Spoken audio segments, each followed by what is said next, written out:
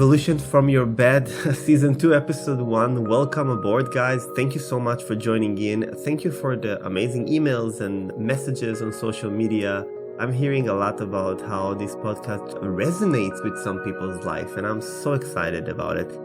It's so funny that even my branding and social media advisor, which is one of my closest friends, told me that we should focus more efforts on the branding around the podcast because people really liked it. And I'm really thrilled. It's not everything I'm doing, but I'm so happy I could help people. I want to talk about something today that is very close to my heart. As part of you may have known, my bachelor degree subject was science education, and I've always been fascinated with empowering people, helping people advance and reach new frontiers. And the topic of education in general, of bettering the human's experience, is something that I've always been fascinated with.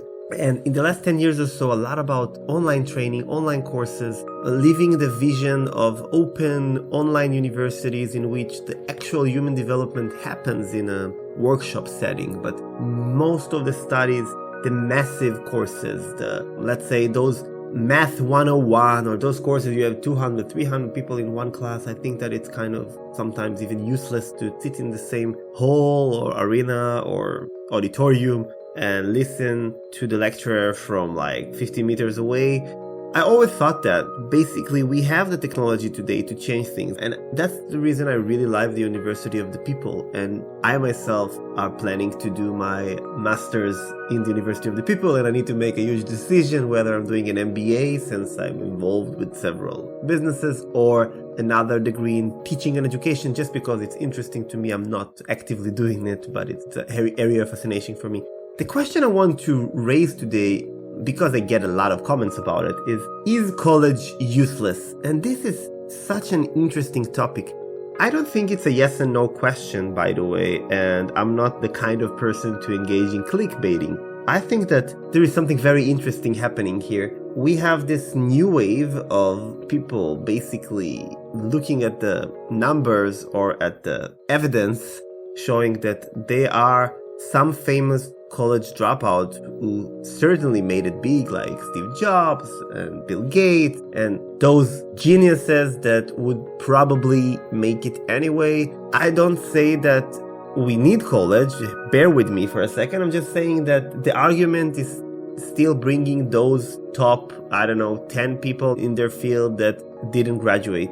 I think that when we talk about college, we need to realize for a second, first of all, where we are in the world. Like, it's very different if somebody from Israel that been to the army and start his life around the age of 24, 25 will ask me the question, or if somebody is 18 years old and is living in the States and his family has to now take a loan that will basically commit their financials for life just to return this money, or somebody who is living in Germany or in Europe and yeah, it's free and they can try. And what I see in Europe is something very interesting. We see a massive abuse of higher education. We see a massive abuse of higher education because people are doing something amazing. They're actually using the education system and they say, if it's free, I'm going to try it. But it's so hard to graduate because people just start, oh, I heard that anthropology is interesting. Let's enroll into an anthropology degree. And then they do a course or two and say, oh, maybe it's not for me. And then they dropped out or leave to another course. And you see it also in master degrees. And this is a pity because the education is either free or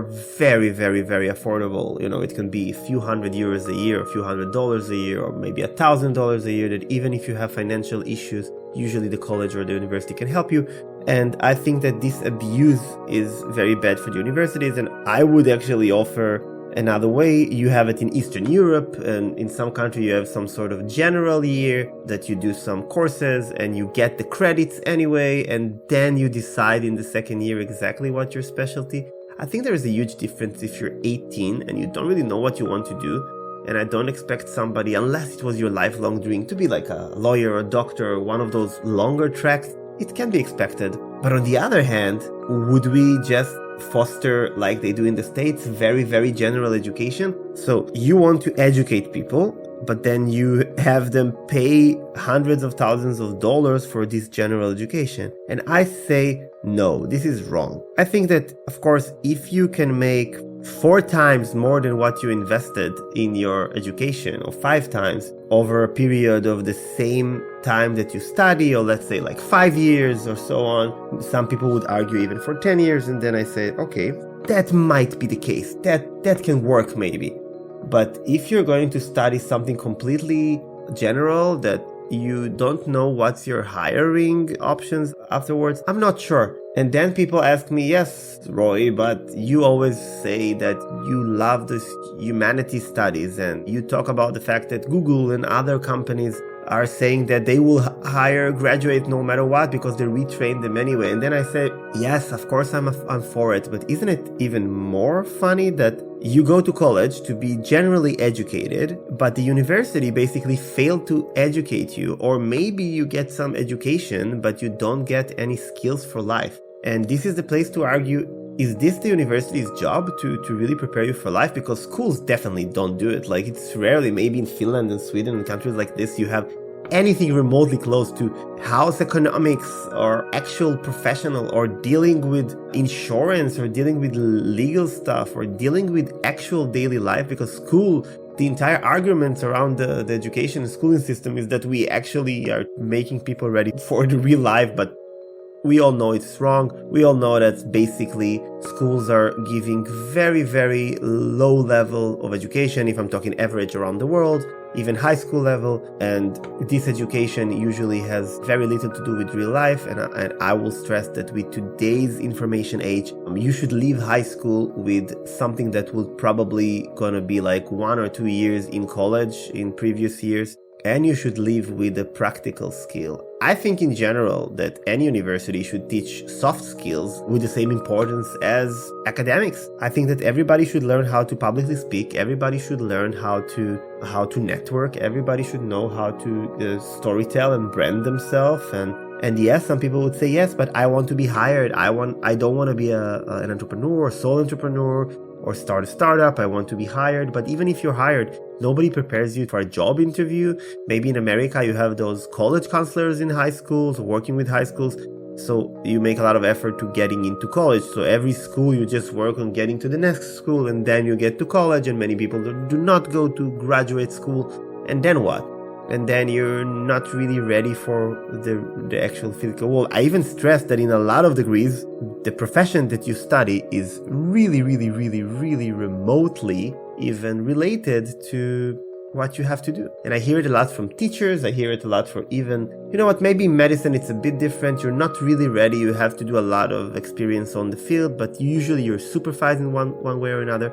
In teaching is just horrible. In a lot of places around the world, you have training for 3 or 4 years, and then basically you don't really know what to do in class, and a lot of others. So should we do only professional education or technical education? Listen, guys, I'm all for enhancing hireability skills. And with today's world that you can study online, like a nano degree on Udacity or other websites like Coursera or edX, you can study like 5-6 courses, and basically you can be hired by a major high-tech company. This is amazing, but it's usually tend to people who already been to college and they cannot really find themselves in the professional world. But we see a new wave right now, especially among millennials, that they really don't want to go to college because they think it's a waste of time and a waste of money. And why shouldn't I just take half a year or a year and do professional training online or offline in a cool college? Or you have amazing experience like in Israel, you have this startup called Jolt, they're working now in the UK and soon in the US and so on. And like you can get your entire professional training in one place based on kind of subscription and keep on this life learning process thing.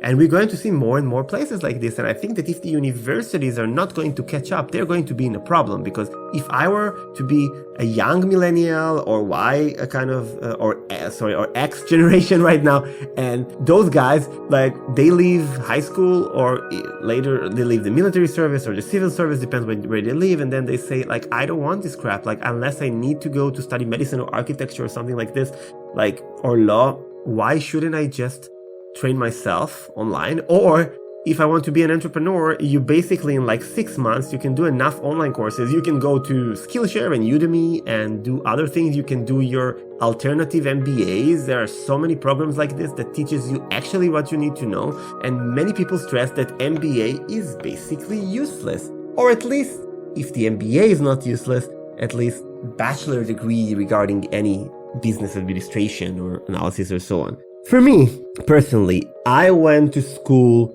because I needed to leave bed. I had a purpose. I wanted to go back to school. I knew I cannot start medical school right away, and I wanted to go back to medical school. And then I got a scholarship because I said, let's do pre-med. And I was offered to do basically kind of a biohealth, kind of something that it's more related to human biology bachelor, but the catch was that I had to do a teacher certificate. And I didn't really want to do it, not because I didn't like it. Like I've been instructor in the Red Cross, and I did a lot of education since I was 15 myself, or even less, but there is a very bad reputation for teacher and teaching, and it wasn't what I wanted to do. I wanted to be a doctor, so I took it because it was kind of a free pre-med. And then I discovered something amazing, that education, it's basically the opposite of medicine. If healthcare is like, if doctors or healthcare in general, it's like firefighting, is just like, oh, you have a symptoms, we need to put it off.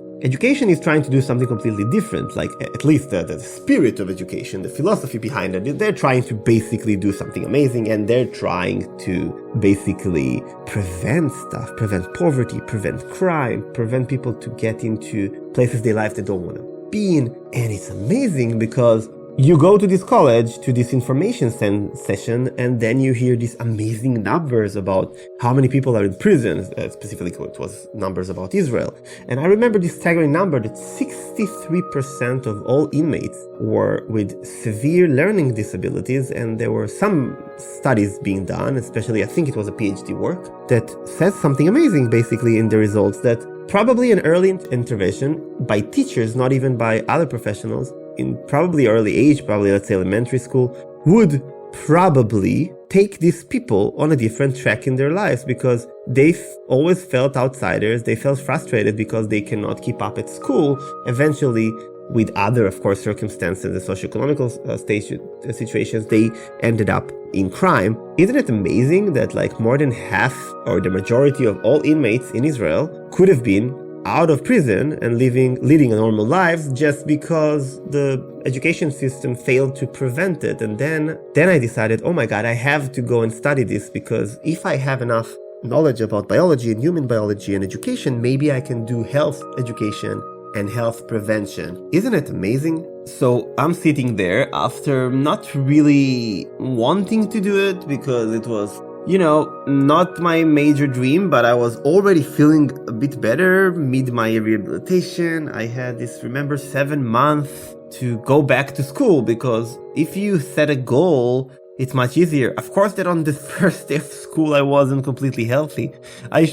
One of my lessons was on the 3rd floor, and I was stupidly enough, I wanted to hide my illness from people because I was ashamed of it, so I didn't ask to be in a lower classroom, and it took me like half an hour to get there, and then the class was ruined for me. Those 3 hours of workshop, I had chest pains and I had a pulse attack.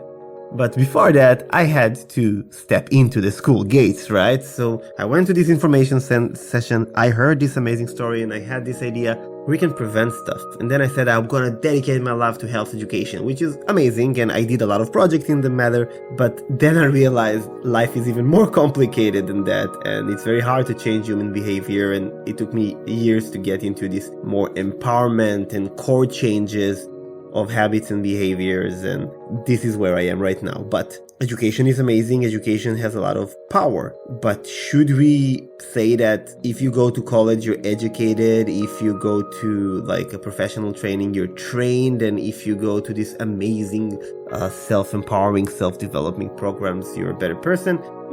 Not sure. I think everything is a big mix, and I think that my ideal training would be something actually like I had in college. I was so lucky because the program I chose is very special. It's not a regular teacher training program. It's basically a special program by the Israeli Democratic Institution that they do a lot of democratic and progressive education work and across cities and schools around Israel, and they did something pretty amazing. They think that teachers should basically undergo a process that is very similar to what the clinical psychologists or therapists are going through. You need to really delve into yourself for 2-3 years and really knows who you are, what are your strengths, what are your weaknesses, and then only then step into classroom. They cannot imagine you come to the classroom and have some sort of a negative charge in you. Step into the classroom when you're angry or not feeling well enough, and because words of a teacher can break a kid or make it. Like really, they can break somebody's life or make somebody's life. I still hang on, and it took me years to get over it. Those sentences saying that I had very good grades, or really okay grades, everything except for math, because probably we didn't know back then I had some sort of a learning disability with math and lack of proper training in math. And I had a teacher who constantly used to tell me in high school that the best I can do is be a grocery shop worker or this, open market, like farmer market selling vegetables worker. And for her, I have to say, this is like shame on you, because eventually many of your students reach really, really high places, even when you talk to them like this. But to this gentle soul of a child or a teenager, that every word may matter. Yes, so teachers are really important, and education is super important. And if I go back to university training, my university training is just exceptional, because it wasn't just going to school, study about biology. You had a lot of field work in biology, the things I could do with my disability, but you had a lot of experimental things about yourself. This workshopping part is amazing. And I remember I had a conversation with the president of our college, the college I study at, the Kibbutzim College of Education. And she said something amazing. She said that she dreamed that in 10 years, most of the studies will be conducted online. All those mass studies, like I said before, will be conducted online, and people will come to college to do workshops and to enhance, as it's her words, the human experience. So it's a beautiful mission for the Kibbutzim College in Israel, in Tel Aviv, and I think for every other college, that no matter what you teach, if you focus on developing the professional training, the actual identity of the person, you will be a better professional. And I find it so sad that you have such a segregation today, and everything is so apart from each other. Like, you go to university because you have to have this stupid paper saying you have a BA or BEd or B Science, and then you need to retrain yourself. You go to a workplace and then you never studied really how to do project management, even if you studied it kind of in university, because nobody is really teaching you how to do it. You never studied product management, you never studied social media, you never studied things that you really need to do. So you have to retrain yourself in the first 2-3 years, make shitty salaries, and really learn by yourself how to do. So universities became kind of this certificate. You have to do it. It's like high school. You have to do it, because otherwise you may be in trouble. I'm not excluding a situation in which people will want to drop soon from high schools too, because they feel it's completely useless. I've been working in my startups. I've been mentoring in one of the national programs for startups in Serbia, and I used to fly in there every few months and do it. And one of my startup they were high schoolers, 3 high schoolers, and they have enough knowledge in high school already, so they can make shit tons of money and have their own startup and work in a big company or small company or whatever they want to do, just by teaching themselves programming. Do they really need high school? Not so much, because it's a cultural thing and their parents keeping them in high school, they stayed. But those kids who knows computer skills and programming, or even social media or product management or whatever, we have a lot of people. We have creators, we have content creators that they make money already when they're really young. What's the value? So for me, the value is social. The value is social because I think that I learned much more about myself from the workshopping and the social part, and me taking part in the student union. I wanted to practice project management and do a social change. I learned more about life and work and what I need to do from outside of the classroom than inside of the classroom. Of course, there is a room for anything. And I don't say that education is useless, but I think that eventually all those beautiful biological courses, I can sum up my thousands of hours of college to maybe an hour that I can say that I remember those amazing quotes that really stays with you. And there are some extracurricular courses in self-development and so on that you really take with you. But eventually, I think that college education must change. I cannot say here that college is completely useless, but I will say this: in today's climate and economical climate, it's going to be very, very hard for non-professional degrees to attract students unless they do something amazing. And I think the solution will be to have a solid thinker education, because I believe that any school to teach you three things, no matter like if it's like primary school, you need to learn to read and write, you need to learn how to learn yourself, and you need to learn critical thinking. As young as you are, probably you need more skills, you need more language skills and so on. But if you teach a person how to study, if you give him a pole, he could fish for himself, he can feed himself. But if you just give him fishes or feed him with spoons, it's not going to work. And that's what we're doing with educational systems around the world. I think that it should be a combination of learning how to think, learning how to learn, learning how to basically make it in the real world, and really empower you as a person to discover what you want to do.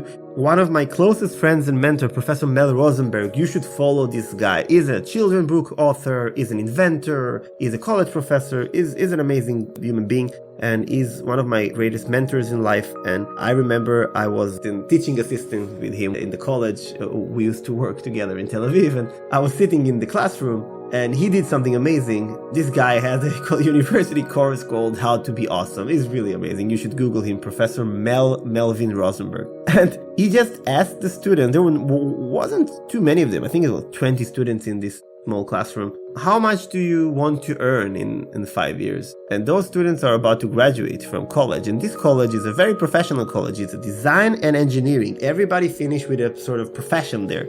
And people, even though it's Israel, it's not a poor country, it's kind of a rich country, super developed, OECD, so on.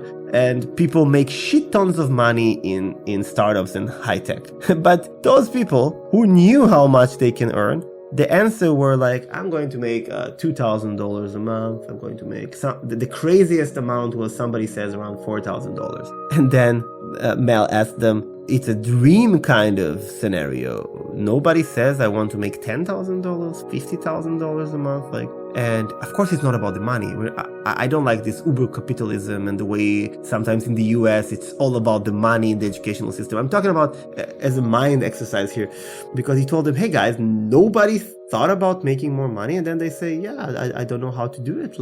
I think that sometimes I Googled, there's this Glassdoor, all this website. I know how much people are supposed to earn, but I'm just a student. I'm just this. I don't have any experience. When I leave school, when I leave college, I have to retrain myself because nothing is probably really useful in my college education. And it was astonishing to me. I took this with me and I said, it's not about the money, it's about where you're going to be in 5 years. And nobody says, yeah, I'm going to have my own startups and I'm going to have 10 people working for me and we're going to sell the company in $2 million, making huge impact on society. Nobody said, even the designers there, I'm going to make designs and art that's going to affect millions of people. And yes, on the way, I'm going to make $10,000 a month. It's so hard for us to think how much we're worth and what the impact we're going to do after college, because nobody is preparing us for anything.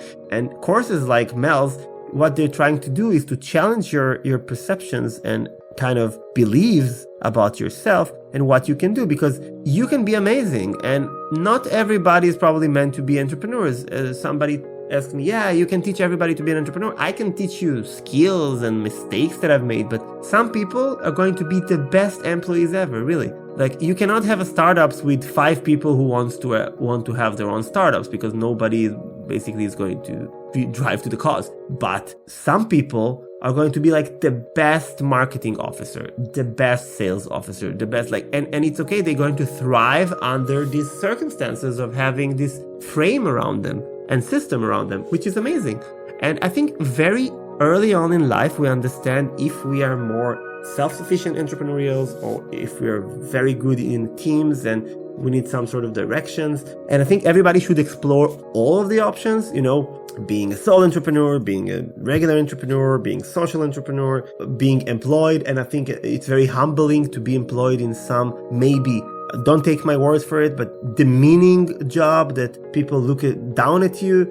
I flipped burgers because I wanted to have a bike license, a motorcycle license when I was 15, 16. So I flipped burgers. I used to come back home smelling so bad of oil that Like my mom asked me to take off my clothes and put them in a bag sometimes, because it was so horrible. And like, I know people who work for supermarkets, and I did a lot of jobs just to experience, and because I had a goal, and when I could, of course, when I was healthier and younger. And I think you should do a very humbling job at least once in your life. Like, everybody should be a waiter, probably. You learn a lot from it. It's the only thing I think I didn't do, but I think everybody should be a waiter, and everybody should at least work in this restaurant or kind of entertainment world. Entrepreneurial looks very different when you have to actually tend to people's every little needs, like a glass of water, and to serve them. But I think eventually the way to know if you need to go to college or not, of course I'm not telling you to completely break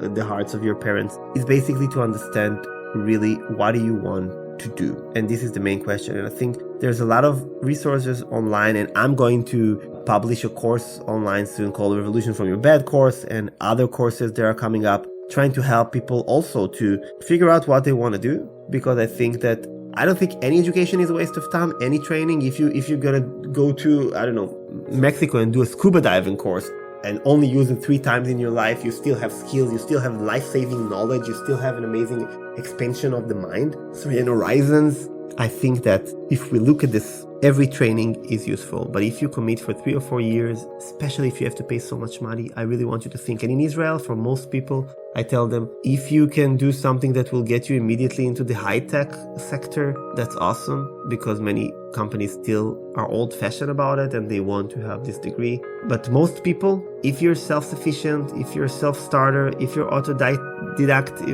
if you can teach yourself a lot of things, especially if you can teach yourself how to program or do anything that is more digital nomadsy stuff. There are a lot of online educational programs you can do as part-time if you need the college and you want the college education. And I know a lot of people in Israel, they do an army course in programming, so they immediately get hired. They don't need a degree, but then they do a computer science or other kind of night schooling.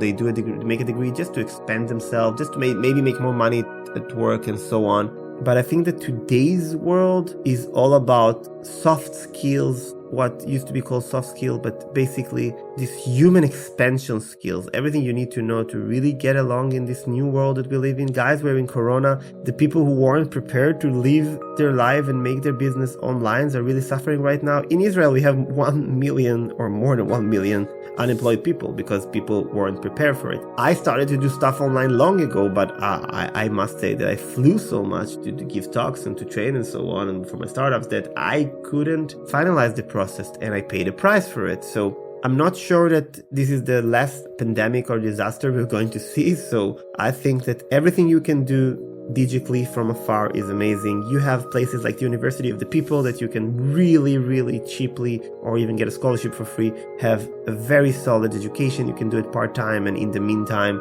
study something that can really push you forward. I really like ideas like Jolt. Jolt.io is a really cool Israeli company. I know the founder, they do an amazing job. And they take people like me, not only like university professor, people like me that are kind of, cool at what they're doing or expert in the field or knows how to teach. And they basically teach you everything you need to know that will really help you in today's modern world. They call it the school of the 21st century. And there are a lot of other cool projects that aim to empower you, but eventually all the tools are in a finger press away from you. You just need to choose.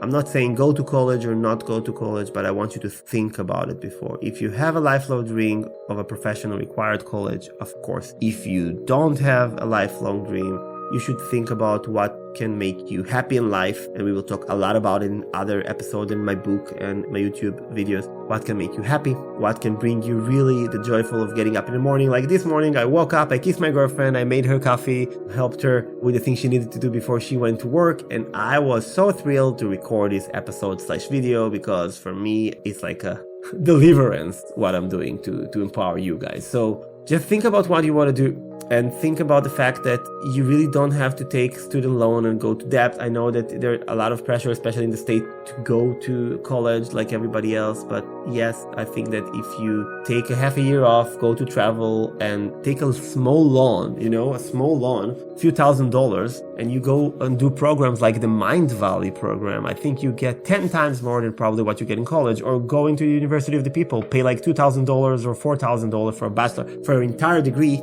and do something in the meantime. Go to your community college, do 2 years and then complete it in another place. Like, work, do something, really educate yourself, read books. It's not about this. I know you're 18 maybe and you want the college experience, and I wanted it too, and I had it only when I was 28. But guys, this is a different world than what our parents grew up in. This is a completely different world. It's getting easier and harder and crazier. You need to think about your own future and how do you bring yourself forward in the first ever generation of self-empowerment. You are the first humans on this planet to have all the tools to reach unimaginable feats, unimaginable horizons, and you can do everything that you want. I got out of bed, I taught myself how to walk and how to talk again and how to go back to the living, and then I started startups and charities that I still keep on doing stuff, even though on paper I cannot work a day in my life. And of course my life is harder because I have a